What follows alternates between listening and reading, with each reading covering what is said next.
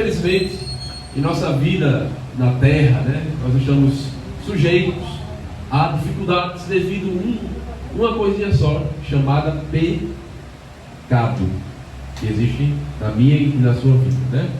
Nós temos a tendência de, quando adentramos, né, num conflito, de colocarmos a culpa no outro lado. Sempre o outro é o motivo do conflito, não nós, né? Então vamos começar a pensar neste assunto interessantíssimo voltado ao lar cristão, né? Então, eu sempre destaco para vocês, o assunto é voltado ao lar cristão, às vezes mais especificamente ainda para marido e mulher, mas são lições e princípios que se aplicam a toda a vida do crente, né? Dentro ou fora da família ou do lar cristão, na vida do cristão de modo geral. Então, o cristão, infelizmente, vai lidar com alguns conflitos internos, nesse caso aqui, conflitos com outras pessoas, né?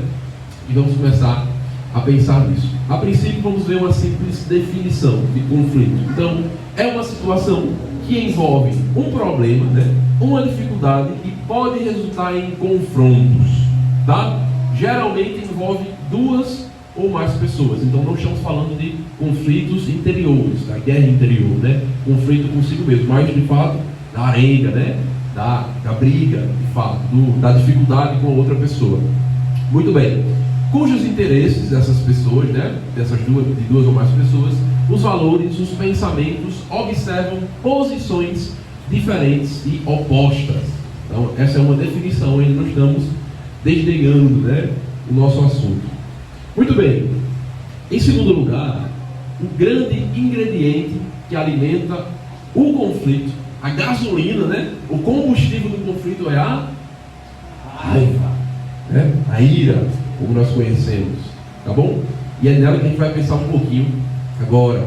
Raiva é uma emoção forte de desgosto, descontentamento, né? Então esse descontentamento muitas vezes se revela como este sentimento, né? Essa atitude de raiva ou de ira.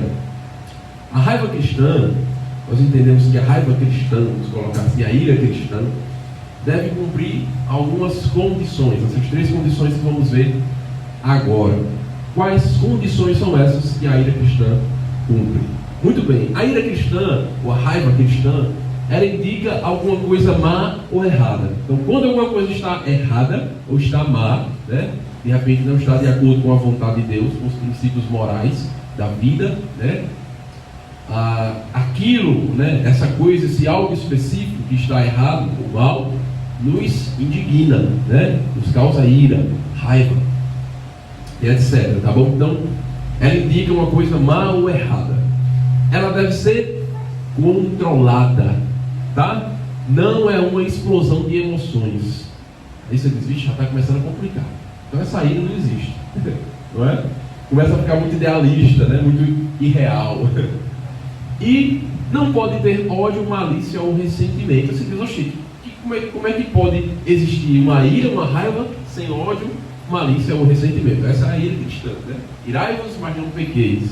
E a gente vai chegar nesse trecho, né? Em dados momentos. Então, essas são as condições que ela deve cumprir. Ainda pensando sobre a raiva, como as pessoas respondem a isso, a raiva? Muito bem, geralmente nós temos esses comportamentos aqui. Elas respondem à raiva reprimindo, ou seja, não deixando ela se manifestar, e eu já falei isso em algumas ocasiões aqui, o problema de você sempre guardar consigo, não é? Aquele sentimento, aquela situação em específico, deixar aquela coisa ficar ali fermentando, né, no peito, inchando, até ela ficar maior do que o seu coração e começar a transbordar de você. E infelizmente existem pessoas iracundas, raivosas, né, que vivem ali a um centímetro de uma explosão, né? Qualquer coisa que acontecer já. Por quê? Porque elas tomaram essa primeira atitude com relação às coisas que mais indignam, elas reprimiram isso dentro delas, né? Em segundo lugar, nós podemos lidar com a raiva expressando, né? Então reagindo a uma ofensa com palavras e com ações. Normalmente essas reações não são muito favoráveis, né? Mas é necessário que haja um tipo de expressão que a gente vai ver daqui a pouco. Então, reprimindo, é uma das formas que as pessoas agem. Expressando, em terceiro lugar, esquecendo. E aí nós colocamos como algo impossível, né? Nós não temos, infelizmente, esta habilidade de apagar coisas que acontecem que nos deixam magoados, né? Mas nós temos, biblicamente, o desafio de esquecer. Eu já expliquei para os irmãos como funciona o esquecimento bíblico. É uma palavra chamada perdão.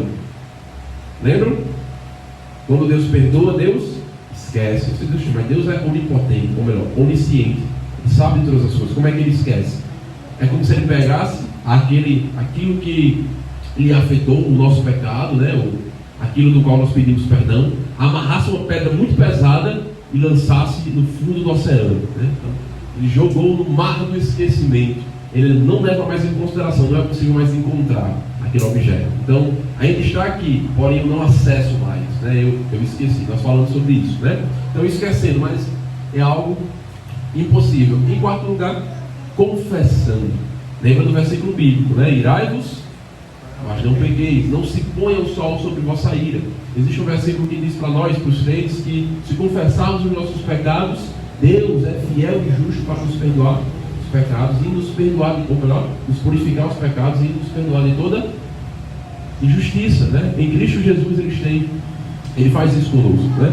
Então essas são as formas aí de reagirmos à raiva. Muito bem. Voltando aqui para o assunto dos conflitos, de maneira geral, existem 4 principais motivos que nos levam ao conflito. E é importante, vamos lá. Em primeiro lugar, algo que leva as pessoas ao conflito é o ponto de vista diferente sobre o mesmo assunto. É ou não é? É verdade, né? Quando pessoas não pensam da mesma maneira sobre aquele assunto e aquele assunto vem à flora, o que vai acontecer? O conflito. E assim por diante, né? Letra B, outra coisa que nos leva aos conflitos é as pressões do dia a dia. Então você está sempre sob pressão, né? E essas coisas levam você, como eu falei, a ser uma pessoa iracunda, pavio curto, né? Contudo, acontece um problema, né? E é necessário administrar com sabedoria estas pressões, estas demandas do dia a dia, e etc. Letra C, as preferências diferentes, os gostos, né, distintos, que podem acontecer também. Então, é diferente de ponto de vista, né? O jeito de enxergar a situação é um ponto de vista. E as preferências são as coisas que você gosta, tá? Às vezes um gosta de uma comida, outro gosta de outra, né? Um gosta de sentar no ventilador, outro não gosta, né? Um gosta de ar-condicionado, outro gosta de ventilador, né? Um gosta de aparelho de uma cor, outro gosta de outro. Um gosta que toca no teclado, outro gosta do som do violão. Um gosta com bateria, outro gosta sem bateria. Um gosta de usar calça, outro gosta de usar saia. Um gosta de fazer tatuagem, outro gosta de não usar tatuagem. Um gosta da igreja com aparelho preto, outro gosta da igreja com aparelho branco. E o outro diz que não aparelho não importa, né? Eu sou de Paulo, eu sou de Cristo, eu sou de Cefas, eu sou de Apolo, e assim por diante. Existem as preferências da igreja, né? E até os que preferem Cristo muitas vezes são hipócritas, né? E tem um problema muito grande. Então, as dificuldades com as preferências. E letra D, nós temos o quê? O ataque de Satanás. É um outro motivo para os conflitos. Lembra o que a Bíblia diz sobre Satanás? Ele é como o quê? Um leão que anda ao derredor, bramando como um leão, buscando a quem possa devorar. A Bíblia diz que Satanás está como um leão ao nosso derredor, buscando uma oportunidade. E às vezes a oportunidade que ele quer, essas coisas que nos deixam irados, né? Ele vai acessar isso, né? E uma forma de dar brecha para ele é dessa maneira aí. Esses são os motivos para os conflitos. Em quarto lugar, nós temos as maneiras que normalmente as pessoas tratam os conflitos. Então, os motivos levaram elas ao conflito. Elas agora estão numa situação de conflito. O que fazer? Como lidar com o conflito? E nós vamos ver aqui como as pessoas geralmente lidam com essas situações. Letra A, elas retiram-se da zona de conflito. Então, aquelas pessoas que sempre fogem, né? Quando se encontram num problema, fogem, não tratam. E na igreja acontece muitas vezes, aconteceu uma dificuldade, o irmão desaparece. Vou para outra igreja, porque é nessa igreja, não sei o que, e some, né? E dá vários motivos. Ele não quer tratar, ou ela não quer tratar o problema. Ele prefere fugir. Então, houve um conflito, eu fujo. Aparece. E essa é a razão porque muitas pessoas saem da igreja hoje em dia, porque não sabem tratar conflitos, não têm maturidade, sabedoria, né? E outros motivos, obviamente, né? Então, retira-se da zona do conflito. Letra B, confrontam biblicamente. E é importante essa palavra, biblicamente, tá? Ela é a palavra que deve permear o confronto, né? Porque se você está confrontando algo que está errado, mas você não está confrontando biblicamente, você está confrontando errado, né? Isso é importante. O biblicamente aí é fundamental. Negociar ou entrar num acordo, fazer uma barganha, né? E muitas vezes essas barganhas não dão muito certo. Não, se você fizer assim, eu faço assim, vamos combinar assim. Às vezes essas barganhas são formas de camuflar o conflito. Uma hora eventualmente vai voltar de novo a ter essas dificuldades. E a outra é ceder, né? Você está certo mesmo e vamos deixar do jeito que está. E às vezes a outra pessoa não está certa. E aí é outro problema, né? Então são as maneiras pelas quais as pessoas resolvem os conflitos. E nós queremos pensar então como nós devemos resolver os conflitos, né? Dessas maneiras que citamos ou de uma maneira mais específica. E obviamente nós queremos daqui a pouco olhar para as escrituras, né? Então, como eu devo agir? Primeiro, quando um conflito surge, escute bem o que a outra pessoa está dizendo. Lembra do estudo anterior, né? A gente mencionou até, você tem quantas orelhas, ouvidos? 2, não é? E quantas bocas? Só uma, né? Então, tem um indicativo divino aí de que a gente deve ouvir mais do que falar, né? Ainda bem que não tem nenhum biólogo aqui para me refutar agora, né? Não tem nada a ver. Não é isso não. Então, 2 ouvidos, uma boca. Escuta mais, fala menos. Escuta primeiro com atenção, com educação e etc.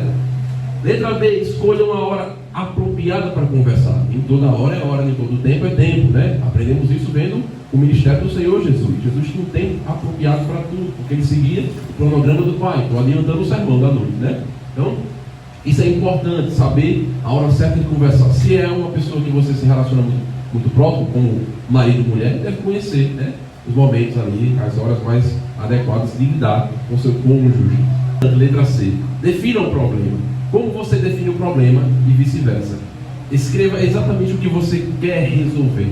Tenha clareza. Defina as áreas de acordo com o desacordo no conflito. Mas, nós primeiramente vamos falar como nós concordamos com a pessoa. Depois você pergunta aonde a pessoa discorda de você. Então, primeiro, quando nós estamos num conflito, até numa discussão apologética, digamos assim, quando você está conversando com uma pessoa de outra denominação, de alguma religião e etc., nós temos a tendência de querer expor para a pessoa o que nós achamos que está errado no comportamento dela de imediato. Então, você é assim, você é um idólatra, você está guardando a lei, e isso e aquilo, e nós invertemos a situação do conflito. Primeiro, nós mostramos aonde nós concordamos, ou nós começamos do certo para o errado, né? Então, numa discussão com alguém, numa situação de conflito, no lar, na casa, começamos, a gente concorda nisso aqui a gente concorda. Vamos começar daqui,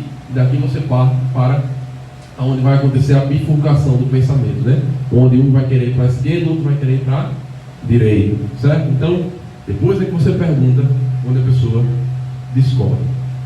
Alguns conflitos são parciais, mas normalmente envolvem os dois lados. Eu diria que nem existe conflito parcial.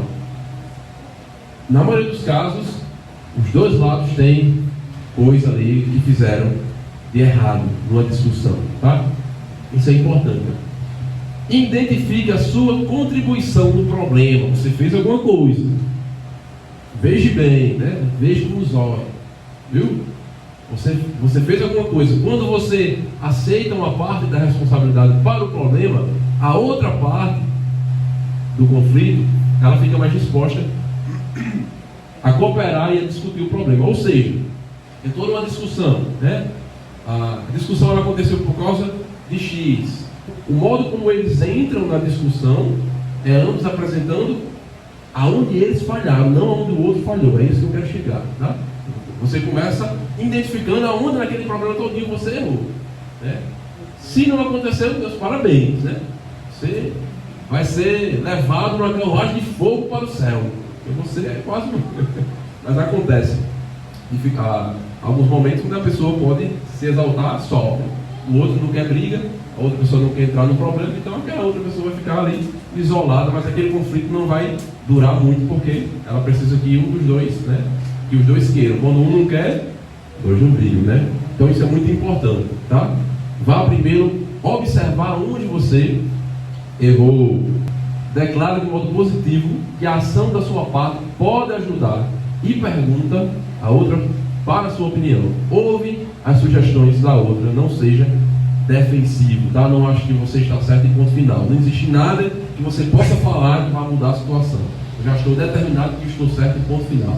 Então não adianta, né? Uma pessoa assim vai sempre estar dentro de um conflito, porque nós achamos que estamos certos, mas nós temos nossas falhas e podemos estar olhando errado para a situação. É importante ouvir outra pessoa, porque uma coisinha que ela falar pode mudar o seu entendimento daquela situação ali. Uma coisinha só que você, realmente eu não tinha atentado para isso. Você falou agora, eu realmente estava errado aqui. Então é muito importante ouvir, dar essa atenção aí. Certo? Muito bem. Abram suas Bíblias em 1 Coríntios capítulo 10, verso 31. Lembre sempre que o seu alvo maior é o quê? A glória de Deus. Glorificar, exaltar, honrar, atribuir méritos a Deus. Ele é digno de ser louvado. É o Senhor de todo o universo, né? Nossa vida é para isso. Então, 1 Coríntios capítulo 10, verso 31 diz: portanto, quer comais, quer bebais, ou façais outra coisa qualquer, fazei tudo para a glória de Deus. Em qualquer coisa. Quer brigais, quer discutais, fazei isso para a glória de Deus. Então estou discutindo para a glória de Deus. Como é que funciona a discussão para a glória de Deus? Do jeito que a gente viu lá. Sem ódio, sem malícia, sem ressentimento, uma exposição, uma confissão do meu erro, das dificuldades que precisam ser sanadas para se chegar a um relacionamento sadio. Está vendo como é diferente do que a gente faz, né? Número 1 é tratando o meu pecado. Então, para eu glorificar a Deus nessa situação, eu devo tratar meu pecado.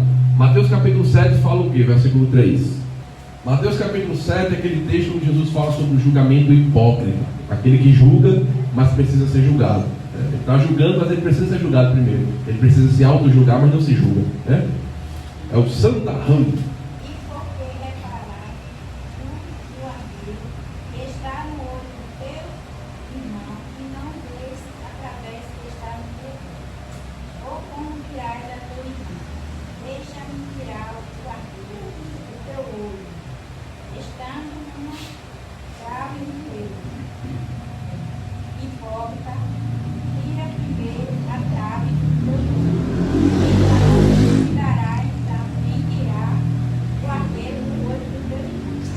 Amém. Então veja o que ele fala aí, muito claro, né? Você está olhando um arquivo bem pequenininho, um defeito bem pequenininho na vida do irmão, sendo que existe um defeito enorme na sua vida que você não está reparando. Então primeiro você trata o seu, para depois poder ajudar o outro, né? É isso que você está dizendo. Então primeiro você trata o seu pecado. É importante, né? Depois, note a sua contribuição para o conflito, as nossas ações, nossas palavras, os motivos. Já falamos sobre isso também, tá? Tenha atitude contra o seu pecado, né? Não deixe que ele passe em branco. E como é que eu tenho essa atitude? Qual a atitude que eu devo ter com relação ao pecado? Quando o pecador, ele descobre que é pecador, né? Porque até conhecermos a Jesus, a gente pensa que é santo, né? Sou filho de Deus, sou santo, e etc, né? Mas quando nós descobrimos que somos pecadores, qual é a nossa primeira atitude? Arrependimento, mudança de mente e de consequente atitude, né? Alguma coisa muda, eu não posso viver assim, né? O Espírito Santo nos incomoda, então eu me arrependo. Seja honesto sobre o seu pecado. Principalmente ele é contra Deus. O pecado é sempre contra Deus. Quando você faz alguma coisa com alguém, você está pecando contra Deus, tá? Isso é importante.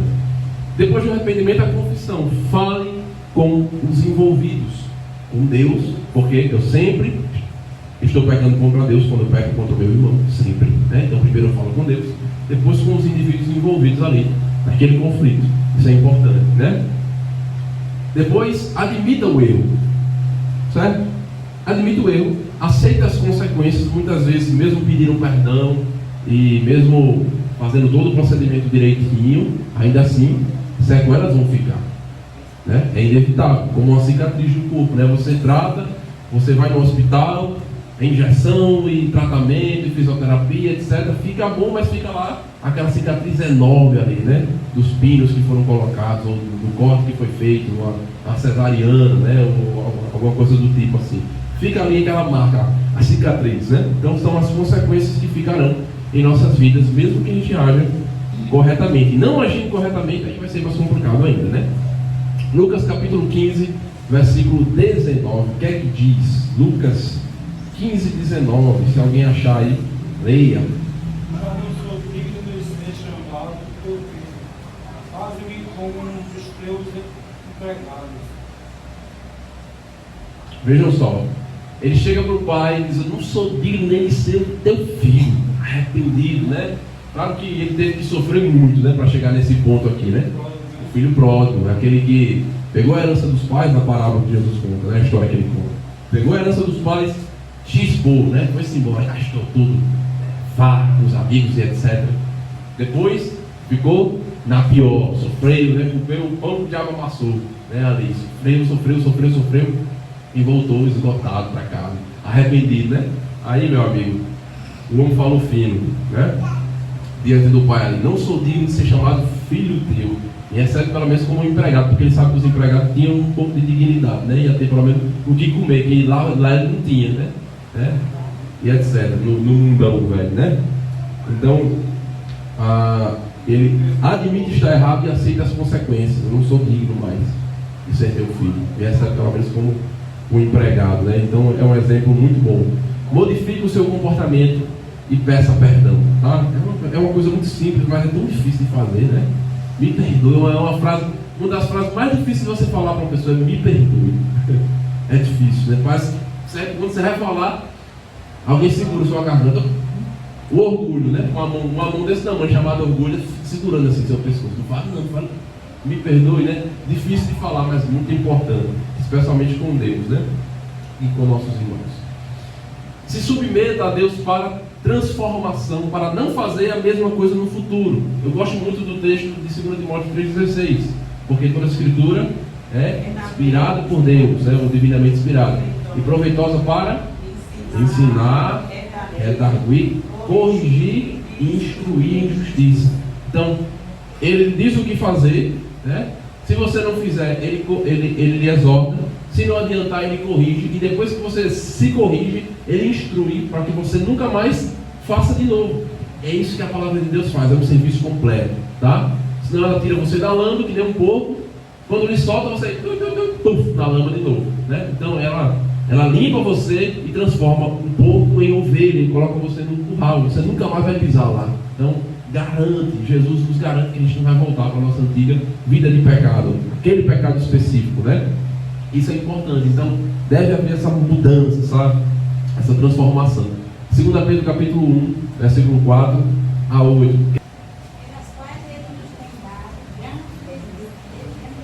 grandíssima, preciosa promessa, para que por ela fiqueis participantes da natureza divina. Esse é o ponto principal do versículo 4. Vocês se tornaram participantes da natureza divina, a essência de Deus. A gente começa a se parecer mais com Deus. Olha que privilégio e que responsabilidade, né? Eu me pareço com o meu Criador, eu volto a me parecer com Ele. Nós somos criados à imagem e semelhança de Deus. O homem vai perder, ele perdeu sua dignidade, sua moralidade. Deus deseja nos restaurar novamente a esse padrão, né? Imagem e semelhança dele. A gente é como se fosse uma imagem antes de conhecer o Senhor Deus. É como se fôssemos uma imagem distorcida ou quebrada, como um espelho que você bateu e ele ficou todo quebrado ali, né? É uma imagem distorcida. Ele quer nos restaurar. Então nós participamos da natureza divina quando Ele nos leva para perto dele. Pense nas coisas celestiais, ore, né? A Bíblia diz: se você quer sabedoria, ore que Deus vai lhe dar. É simples, né? Você quer, então peça. Se você não pede, Deus não dá. Tá bom? Então ore. agende tempo para estudar a palavra de Deus. 2 Timóteo 3,16, porque era proveitosa para ensinar, para corrigir, para exortar, para redarguir, para nos manter ali na justiça, no padrão de Deus. Então, o crente ele tem essa dificuldade que eu sempre falo. O crente não deveria ser lembrado de que tem que orar e ler a Bíblia. Não faz sentido eu ter que lembrar a um crente que ele tem que orar e que ele tem que ler a Bíblia. Porque orar e ler a Bíblia para um crente é como voar para um passarinho ou nadar para um peixe, né? É algo que, por consequência de quem ele é, ele deve fazer. Exatamente, senão, né? É como se alimentar e tomar água. Se você não fizer, você não dura mais do que 3 semanas, 2 semanas, e olha lá, né? Ou 3 dias. Então, é algo que é natural, né? Se eu fui restaurado espiritualmente, eu devo buscar as coisas espirituais, a minha alimentação e etc. Mas, infelizmente, aqui e acolá, nós temos que ser lembrados disso, né? Agende tempo para estudar. Como evitar o estado de conflito no casamento? Lembrando que o assunto é lar cristão, da escola bíblica, né? Nós falamos de casamento, mas sempre há umas pérolas aqui que dá para buscar para aqueles que não estão também no casamento. Primeiro, para evitar os problemas, ou a zona de conflito, não fale dos problemas do cônjuge para terceiros, né? A pessoa não consegue resolver ali com aquele, vai falar para outro. É um problema grande, né? Isso acontece também dentro da igreja. O irmão fez a coisa, você consegue falar com todo mundo da igreja, está todo mundo sabendo, menos aquela pessoa específica, né? A gente tem essa dificuldade. Então, respeite a privacidade do seu casamento e peça ao cônjuge para fazer o mesmo. Se tiver qualquer problema, por favor, fale comigo, né? Fale comigo, não leve para sua mãe, para a tia, né? Aí, etc, né? Para o primo, a prima, para o sogro, sogra. Trata ali, marido trata com a mulher, mulher trata com o marido. Isso é importante demais, né? Muito bem, nunca sofra em silêncio, lá em cima. Fica ali só, né? Moendo e depois vai explodir, né? Diga o que pensa com educação. Confrontar biblicamente, né? Então, diga o que pensa. Vou dizer o que pensa agora, né? Diga o que pensa com educação, empatia e sutileza, né? Então, olha, eu entendo assim, eu entendo que se a gente for por aqui, o caminho é melhor, mas você olha, quer saber de nada, o jeito que eu estou dizendo assim, e ponto final. Se você não quiser saber, né? Então o jeito como nós falamos o que pensamos pode ser muito diferente se não houver educação, empatia, né? Identificação com o outro e sutileza. Converse com calma, né? Não tem pressa, né? Sabedoria, maturidade, calma, longanimidade, né? Separe um tempo onde estejam mais relaxados e abertos para ouvir o que o outro tem a dizer. Às vezes, no momento da discussão ali que acontece o problema, não é o melhor lugar para conversar, né? Dá uma respirada, diz, olha, deixa eu tomar uma aguinha aqui, vou sair, sai ali, dá aquela, né? Deixa eu ir pegar ali um negócio, eu vou me armar ali, né? Para conversar. Não, se arme, mas não é buscar uma faca não, tá? Vai falar com Deus, né? Tem arma melhor que essa aqui, mas não é para você tacar na cabeça do seu cônjuge não, tá? É para você ler, meditar, buscar orientação, conversar com Deus, né? Isso é importante. Leia, ore, Senhor, minha vontade é de arrancar o pescoço dele agora, mas, né? Aí o Senhor dá aquela paz, ele começa a lembrar a você os versículos que você leu no dia anterior, ou uma semana atrás, dependendo do tipo de crente que você é, né? Começa a vir na mente os versículos, irais para o que não se põe o sol sobre vossa ira, né? Perdoai-vos uns aos outros, suportai-vos uns aos outros, amai-vos com amor fraternal. E os versículos começam a vir, você chega lá na pessoa e me perdoe, né? A Bíblia diz que a gente tem que honrar o Senhor. Eu pequei contra Deus, pequei contra você. Mas se você não faz isso, meu amigo, o resultado é outro, né? Então, sabedoria. Começa com calma, separa um tempo onde estejam relaxados e abertos. Muito bem. Seja amoroso quando tiver que falar algo que o chateie, haja da mesma forma quando for a vez dele dizer algo do tipo, né? A pessoa já começa a entortar a cara, a outra pessoa já perde o interesse de falar, né? Você, quando começa a falar, o outro já fica, estou gostando da conversa não. Então, né? Tente evitar as caretas ali, né? Estou escutando, vai dizendo. Daqui a pouco é minha vez, né? Não se distancie do outro. Isso aqui acontece muito, né? Vai distanciando, daqui a pouco parece que nem é marido e mulher mais, parece que é um desconhecido, né? Parece mais que não é seu irmão em Cristo mais, né? Não faz parte da mesma família, do mesmo lar. Corte as distrações e use o tempo para se reconectar com o cônjuge, né? Dentro do casamento ali, de repente, se você costumava ler um livro, jogar um jogo, fazer alguma atividade física, você, hoje eu não vou fazer nada disso, só se for extremamente importante. Eu vou dedicar esse tempo para estar mais perto dele ou dela, né? Vou me aproximar ali, dar um cheirinho, né? Né? Casado sabe como é, né? Dar um beijinho ali no cangote. Muito bem. Então, aproveite para segurar as mãos, abraçar, caminhar junto, né? Desenvolver esse tempo que é importante, né? Separe também, no mínimo, uns 15 minutos antes de dormir para conversar sobre o dia a dia de cada um. Mas a gente dorme em horário diferente, é um negócio calmo, devagar, né? Se não dá, se a rotina diária é muito corrida e vocês têm horários diferentes, o que não é saudável, mas acontece, né? Infelizmente. Separe um tempo semanal para ficarem a sós e se aproximarem. Dê um jeito, rapaz. Tá. Como é que pode, né? Dê um jeitinho ali para resolver essa situação. Efésios capítulo 4, verso 31. Então são muitos conselhos importantes que nos ajudam não só na vida conjugal, quanto na vida familiar de modo geral e uns com os outros na igreja. Sabedoria, calma, mansidão, domínio próprio, né? As coisas, o fruto do Espírito Santo que habita em você, né? Ele nos concede tudo isso. É difícil, não é fácil. Ninguém está dizendo que é fácil, né? O ser humano é um bicho medonho, né? Complicado demais. Não tem um que não seja, tá? Você olha, é tão calminho, o pastor Douglas é tão calminho, né? Aí ele vai assim, se engana. Oxe, sou bravo, rapaz. É o Espírito Santo que está em mim, mas eu sou bravo.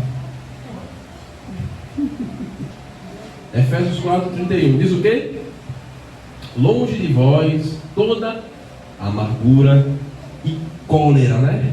E ira, gritaria. Esse versículo é importante. Não deve haver gritaria entre os cristãos, especialmente no relacionamento deles, né?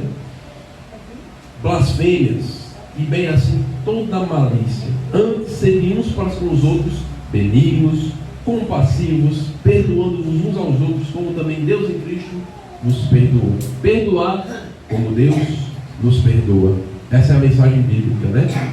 Deus nos salva, nós apresentamos Deus às pessoas por meio do nosso comportamento. Deus nos perdoa, nós perdoamos. Deus nos ama, nós amamos, né? E etc.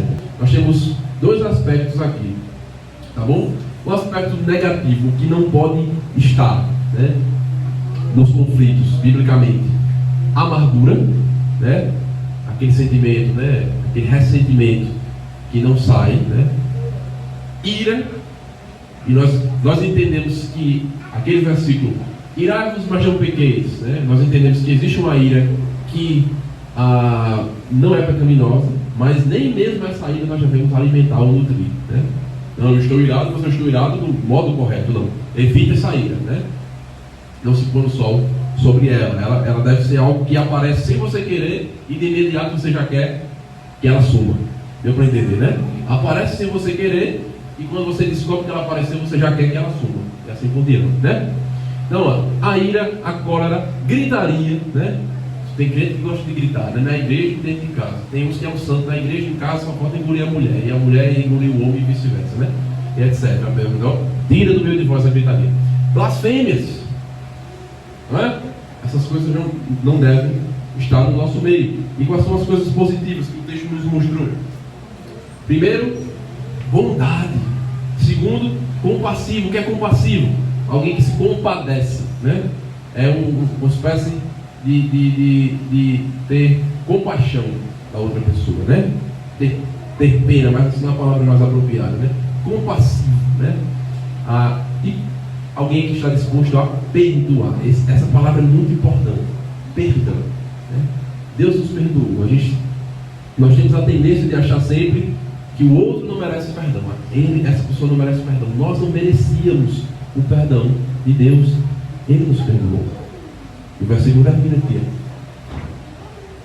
Como também Deus em Cristo nos perdoou, perdoai uns aos outros. Amém? Amém. Muito bem. Então é assim que nós vamos resolver os conflitos. Muito bem, conclusão. Boa vontade e dedicação são necessárias das duas partes. Não fique esperando o outro, faça a sua parte e peça que ele faça também a dele. Manter o casamento intocável, saber resolver conflitos na família, manter-se unido num propósito é a chave para a boa convivência e a felicidade duradoura. Lembrando sempre que devocional bíblico é fundamental. Se você é crente, viva o seu cristianismo, viva a sua fé, tá? Muitas vezes os conflitos, os problemas que enfrentamos é por falta de viver o viver bíblico. Parece que você é crente, não existe leitura bíblica, não existe oração. Você vai passando, passa um dia, passa o outro. Opa, hoje é dia de culto, já chegou, hein? Pega a Bíblia aí, onde é que está? Procura aí, nem parece que é crente. Aí aparecem os problemas, as dificuldades, os conflitos, você não sabe o porquê. É porque você não está vivendo o cristianismo, você está vivendo aquém de Jesus, né? Jesus é um estranho que você visita 2 vezes por semana. Então, muda essa realidade, tá? Mude isso e a sua vida vai mudar. Amém?